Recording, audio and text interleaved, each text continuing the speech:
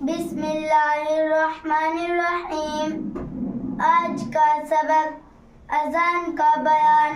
سوال نمبر 1، اذان کے کیا معنی ہیں؟ جواب نمبر 1، اذان کے معنی خبر کرنے کے ہیں، لیکن شریعت میں خاص نماز کے لیے خاص الفاظ سے کرنے کو اذان کہتے ہیں۔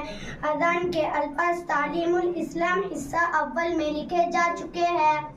سوال نمبر 2، اذان فرض ہے یا سنت؟ جواب نمبر 2، اذان سنت ہے، لیکن چونکہ اذان سے اسلام کی ایک خاص شان ظاہر ہوتی ہے، اس لیے اس کی تاکید بہت ہے۔ سوال نمبر 3، اذان کن نمازوں کے لیے مسنون ہے؟ جواب نمبر 3، 5 فرض نمازوں اور جمعے کی نماز کے لیے اذان مسنون ہے، ان کے علاوہ اور کسی نماز کے لیے اذان مسنون نہیں۔ سوال نمبر 4، اذان کس وقت کہنی چاہیے؟ جواب نمبر 4، ہر نماز فرض کی اذان اس کے وقت میں کہنی چاہیے۔ اگر وقت سے پہلے کہہ دی تو وقت آنے پر دوبارہ کہی جائے۔ سوال نمبر 5، اذان کا مستحب طریقہ کیا ہے؟ جواب نمبر 4، اذان میں 7 باتیں مستحب ہے۔ نمبر 1، قبلے کی طرف منہ کر کے کھڑا ہونا۔ نمبر 2، اذان کے کلمات ٹھہر کر کہنا، یعنی جلدی نہ کرنا۔ نمبر 3، اذان کہتے وقت دونوں شہادت کی انگلیاں کانوں میں رکھنا۔ نمبر 4، اونچی جگہ پر اذان کہنا۔ نمبر 5، بلند آواز سے اذان کہنا۔ نمبر 6، حی علی الصلاۃ کہتے وقت دائیں جانب اور حی علی الفلاح کہتے وقت بائیں جانب منہ پھیرنا۔ نمبر 7، فجر کی اذان میں حی علی الفلاح کے بعد الصلاۃ خیر من النوم 2 بار کہنا۔ سوال نمبر 6، اقامت کسے کہتے ہیں؟ جواب نمبر 6، اقامت بھی فرض نمازوں کے لیے سنت ہے، فرض نمازوں کے علاوہ کسی نماز کے لیے مسنون نہیں۔ سوال نمبر 7، اقامت کہنا کیسا ہے؟ جواب نمبر 7، نہیں بلکہ صرف مردوں کے لیے سنت ہے۔ سوال نمبر 8، کیا اذان اور اقامت مردوں اور عورتوں دونوں کے لیے سنت ہے؟ جواب نمبر 8، اذان بے وضو کہنا جائز ہے، مگر اس کی عادت کر لینا برا ہے، اور اقامت بے وضو مکروہ ہے۔ سوال نمبر 9، بے وضو اذان اور اقامت کہنا کیسا ہے؟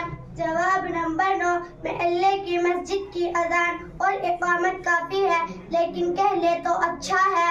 سوال نمبر 10، اگر کسی وقت کوئی شخص اپنے گھر میں فرض نماز پڑھ لے تو اذان اور اقامت کہے یا نہیں؟ جواب نمبر 10، ہاں حالت سفر میں جب آبادی سے باہر ہو اور اذان اور اقامت دونوں کہنی چاہیے، لیکن اگر اذان نہ کہے صرف اقامت کہہ لے جب بھی مذاکرہ نہیں، اور دونوں کو چھوڑ دینا مکروہ ہے۔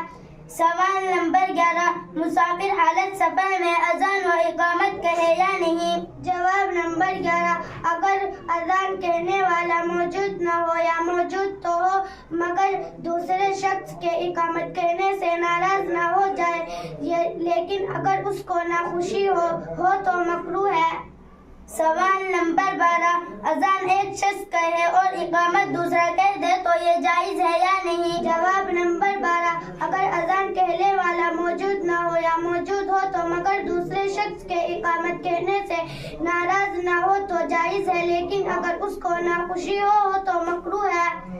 سوال نمبر 13، اذان کے بعد کتنی دیر ٹھہر کر اقامت کہنی چاہیے؟ جواب نمبر 13، مغرب کی اذان کے سوا اور سب وقتوں میں اتنی دیر ٹھہرنا چاہیے کہ جو لوگ کھانے پینے میں مشغول ہو یا پاخانہ پیشاب کر رہے ہو وہ فارغ ہو کر نماز میں شریک ہو سکے، اور مغرب کی اذان کے بعد بقدر 3 آیتیں پڑھے کہ ٹھہر کر تکبیر کہے۔ سوال نمبر 14، اذان اور اقامت کی انابت کسے کہتے ہیں اور اس کا کیا حکم ہے؟ جواب نمبر 14، اذان اور اقامت دونوں کی اجابت مستحب ہے، اور اجابت سے مراد یہ ہے کہ سننے والے بھی وہی کلمہ کہنے جائے جو مؤذن یا مکبر کہتا ہے، مگر حی علی الصلاۃ اور حی علی الفلاح سن کر لا حول ولا قوۃ الا باللہ کہنا چاہیے، اور فجر کی اذان میں الصلاۃ خیر من النوم سن کر صدقت و بررت کہنا چاہیے، اور تکبیر میں قد قامت الصلاۃ سن کر قامها اللہ و ادامها کہنا چاہیے. سوال نمبر 15 اذان کے بعد کیا دعا پڑھنی چاہیے؟ جواب نمبر 15 اذان کے بعد یہ دعا پڑھیں: اللہم رب هذه الدعوة التامة والصلاة القائمة آت محمد الوسيلة والفضيلة وابعثه مقاما محمودا الذي وعدته إنك لا تخلف الميعاد.